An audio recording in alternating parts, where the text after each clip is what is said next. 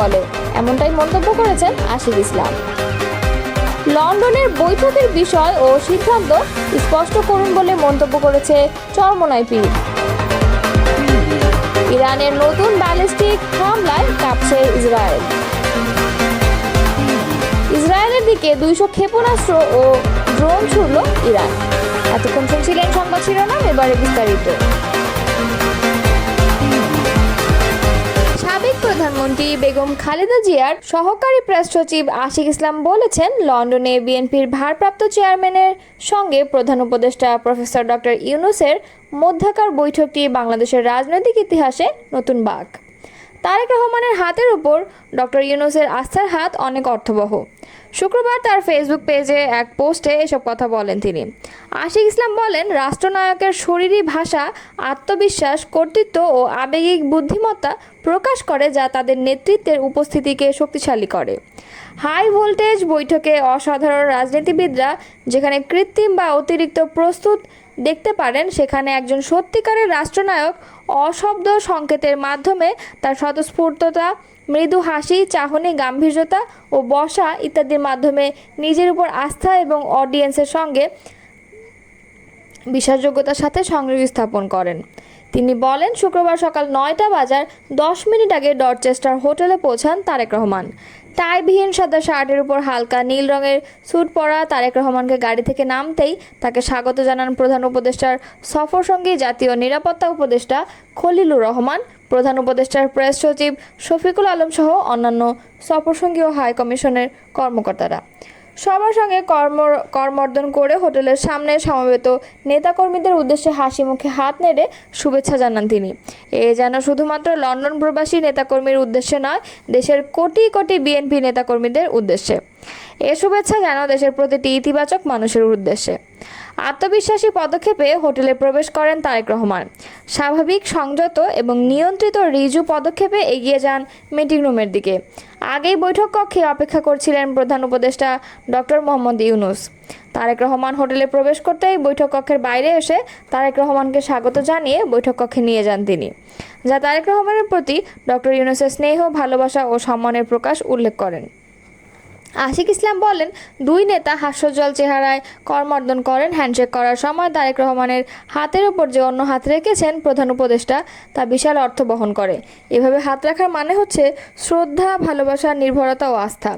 বেশ কিছু সময় তারেক রহমানের হাতে মোহাম্মদ ইউনূসের দুই হাত মুষ্টিবদ্ধ ছিল। ভালোমতো লক্ষ্য করলে স্পষ্ট, প্রথম যখন দুই নেতা হ্যান্ডশেক করেন তখন তারেক রহমানের পশ্চাতে ছিল সোজা ও খোলা ভঙ্গিমায় মার্জিত হাসিপূর্ণ। তিনি কাঁধ পেছনে রেখে দাঁড়িয়েছিলেন, যা তাকে আত্মবিশ্বাসী এবং আন্তরিক মনে হয়েছে। যখন ডক্টর ইউনূস দু হাতে তারেক রহমানের হাত ধরেন, তখন তারেক রহমানের কাঁধে হালকা ঝুঁকে ছিল বিনয় ও ভদ্রতায়। তিনি আরও বলেন, কুশল বিনিময়কালে তারেক রহমান বলেন, আম্মা আপনাকে সালাম জানিয়েছেন, যা ধর্মীয় ও সামাজিক রীতির প্রকাশ, যা বাংলাদেশের কোটি কোটি মুসলমানের হৃদয় ছুঁয়েছে। দুই নেতা আসন গ্রহণ করেছেন একই সময়ে, যা দুজনের প্রতি দুজনের সম্মানের বার্তা বহন করে।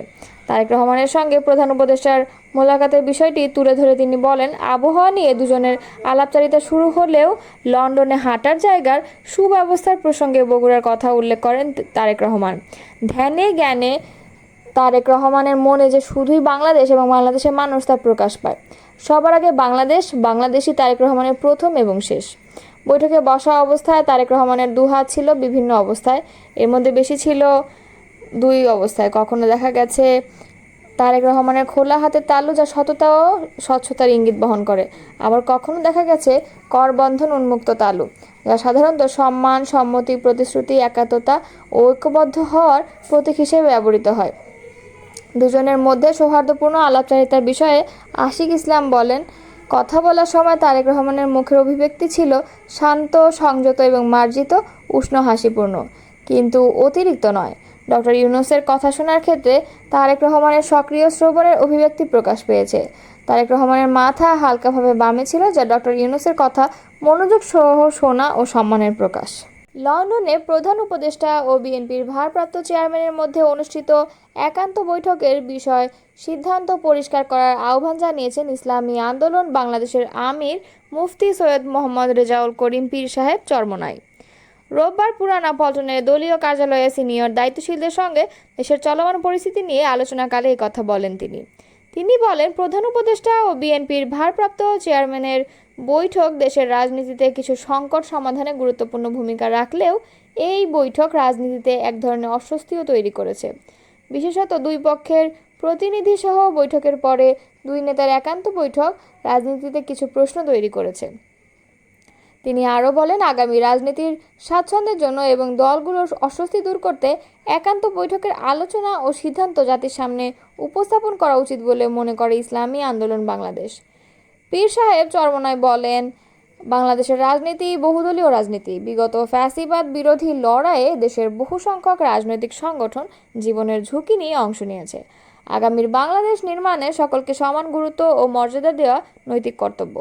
লন্ডন বৈঠকের চরিত্র রাজনৈতিক দলগুলোর মধ্যে অবমূল্যায়নের ধারণা জন্ম দিয়েছে। বিশেষ করে নির্বাচন আয়োজনের সময় নিয়ে রাজনৈতিক দলগুলোর নানা রকম দাবি থাকা সত্ত্বেও সব উপেক্ষা করে প্রধান উপদেষ্টা ঈদের আগের দিন জাতির উদ্দেশ্যে দেওয়া ভাষণে একটি সংক্ষিপ্ত সময়সীমা ঘোষণা করেছিলেন। জাতির উদ্দেশ্যে দেওয়া ভাষণে যে সময়সূচি নির্ধারণ করা হয়েছে তা একটি একান্ত বৈঠকের পরে পুনর্বিবেচনা করার যৌথ ঘোষণা দেওয়া রাজনীতিতে অস্বস্তি তৈরি করেছে। সুস্থ রাজনৈতিক সংস্কৃতি নির্মাণের স্বার্থেই এই অস্বস্তি দূর করা উচিত। ইসলামী আন্দোলন বাংলাদেশের আমির বলেন, নির্বাচনের আগে প্রয়োজনীয় মৌলিক সংস্কার ও পতিত ফ্যাসিবাদের বিচার নিশ্চিত করার দাবি পুনর্ব্যক্ত করছে ইসলামী আন্দোলন বাংলাদেশ। নির্বাচনের ডামাডোলে সংস্কার ও বিচার যাতে আড়াল না হয় সেদিকে সরকার ও সংশ্লিষ্ট সকলের দৃষ্টি আকর্ষণ করছি। টানা তৃতীয় দিনের মতো ইসরায়েলের বিভিন্ন শহরে নতুন করে ব্যালিস্টিক ক্ষেপণাস্ত্র হামলা চালিয়েছে ইরান। রোববার স্থানীয় সময় সন্ধ্যার দিকে ইসরায়েলি ভূখণ্ডে ইরানের ক্ষেপণাস্ত্র হামলার তথ্য নিশ্চিত করেছে ইসরায়েলি প্রতিরক্ষা বাহিনী। ইরানি হামলার হালনাগাদ তথ্যে ইসরায়েল বলেছে, গত 1 ঘন্টা ইসরায়েল লক্ষ্য করে বেশ কয়েকটি ক্ষেপণাস্ত্র নিক্ষেপ করেছে ইরান। তবে এসব ক্ষেপণাস্ত্রের বেশিরভাগই ভূপতিত করার দাবি জানিয়েছে ইসরায়েলের সেনাবাহিনী। ইসরায়েলি সেনাবাহিনীর বিবৃতিতে বলা হয়েছে, আকাশ প্রতিরক্ষা ব্যবস্থার ব্যবহার করে ইরান থেকে ছোড়া ক্ষেপণাস্ত্রের বেশিরভাগই প্রতিহত করা হয়েছে। তবে এতে এখন পর্যন্ত কোনো হতাহতের খবর পাওয়া যায়নি। ইসরায়েলি সেনাবাহিনীর বিবৃতিতে জনসাধারণকে হোম ফ্রন্ট কমান্ডের নির্দেশনা অনুসরণের পরামর্শ দেওয়া হয়েছে। গত 3 দিন ধরে ইসরায়েল ও ইরানের মাঝে পাল্টা হামলা চলছে। শুক্রবার ইরানে ইসরায়েলের হামলার মাধ্যমে এই সংঘাত শুরু হয়। ইরানের রাষ্ট্রায়ত্ত টেলিভিশনের খবরে বলা হয়েছে, ইসরায়েলি ভূখণ্ড লক্ষ্য করে পাল্টা প্রতিশোধমূলক নতুন ক্ষেপণাস্ত্র হামলা শুরু করেছে ইরানের সামরিক বাহিনী।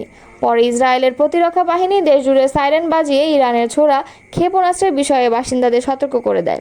প্রাথমিকভাবে ইসরায়েলের বাসিন্দাদের নিরাপদ আশ্রয়ে যাওয়ার পরামর্শ দেওয়া হয়, তবে কিছুক্ষণ পর ইসরায়েলিরা আশ্রয়স্থল থেকে বেরিয়ে যাওয়ার অনুমতি পান। ইসরায়েল সরকার এক বিবৃতিতে জানিয়েছে, ইরান এখন পর্যন্ত 200 ক্ষেপণাস্ত্র হামলা চালিয়েছে ইসরায়েলে। এসব হামলায় অন্তত 13 জন নিহত এবং 380 জন আহত হয়েছে, খবর CNN-এর। বিবৃতিতে বলা হয়েছে, নিহতদের মধ্যে শিশুরাও রয়েছে। এছাড়া আহতদের মধ্যে 9 জনের অবস্থা আশঙ্কাজনক। বিবৃতিতে আরও বলা হয়েছে, যুদ্ধ শুরু হওয়ার পর থেকে ইসরায়েলের দিকে প্রায় 200টি ক্ষেপণাস্ত্র ও ড্রোন ছোড়া হয়েছে। এর ফলে ইসরায়েলের 22টি এলাকা ক্ষতিগ্রস্ত। ইরান ও ইসরায়েলের মধ্যে চলমান সংঘাত গত 2 দিনে আরও তীব্র আকার ধারণ করেছে। ইরানি গণমাধ্যমের দাবি অনুযায়ী ইসরায়েলের বিমান হামলায় অন্তত 80 জন নিহত হয়েছেন, যাদের মধ্যে 20 জন শিশু রয়েছে। আহতের সংখ্যা 800 ছাড়িয়েছে। এরই প্রেক্ষিতে ইরান পাল্টা হামলা চালায় ইসরায়েলে। এদিকে রোববার বিকেলে ইসরায়েলে নতুন করে ক্ষেপণাস্ত্র হামলা শুরু করেছে ইরান। ইরানের রাষ্ট্রীয় গণমাধ্যম নিশ্চিত করেছে, ইসরায়েলের দিকে নতুন করে 50টি ব্যালিস্টিক ক্ষেপণাস্ত্র নিক্ষেপ করা হয়েছে। এবারই প্রথম দিনের আলোয় হামলা শুরু করেছে ইরান।